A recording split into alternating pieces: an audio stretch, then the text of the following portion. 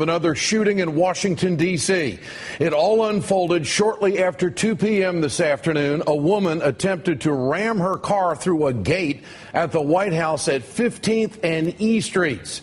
The Secret Service pursued the suspect roughly 12 blocks to 1st and Constitution, where the suspect hit a police car. The chase then went on for another 2 blocks, where shots were fired at 2nd and Maryland, near the Senate Hart Building.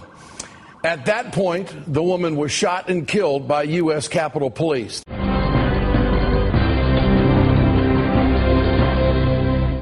The incident brought Washington to a standstill. People in the Capitol and nearby buildings were evacuated, and the House and Senate sessions were temporarily suspended.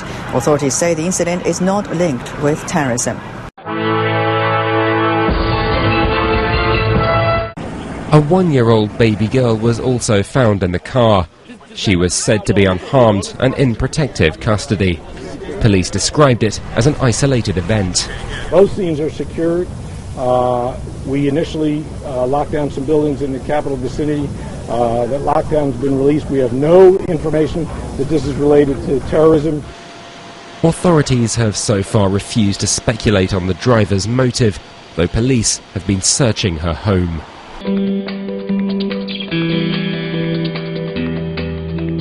This block is a little over 2 kilometers from the Washington Navy Yard, where 3 weeks ago a lone gunman got into the building and killed 12 people.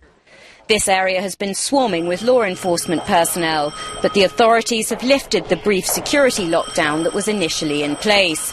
The House of Representatives and the Senate were in session when the shots were fired, although the U.S. government is on partial shutdown at the moment due to a budget crisis. The White House says President Obama has been briefed, but provided no further details about what happened.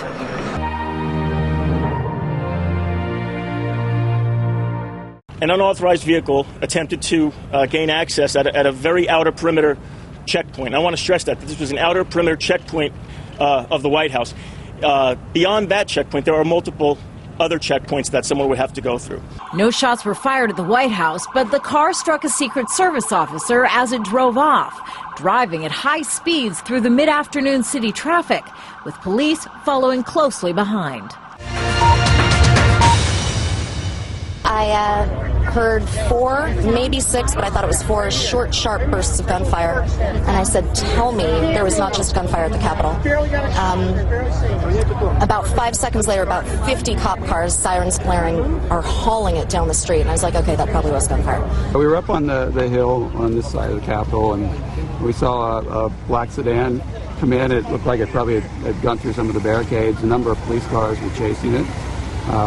They had it stopped, surrounded it with their guns drawn, were asking him to get out. At that point, he backed up into a police sedan, crashed into it, and sped off again. And then all the police took off after him.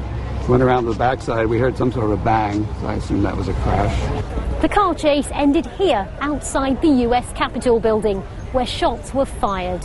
For some time, offices occupied by senators and congressmen were put on lockdown. And the area surrounding continues to be a scene of investigation for police. Later, it's announced the officer injured during the chase is doing well. I join the majority leader in expressing our gratitude to the Capitol Police. And here is an interesting side note to all of this. The Capitol Police involved in Thursday's shooting are not currently being paid because of the government shutdown. However, they will receive paychecks once appropriations are restored.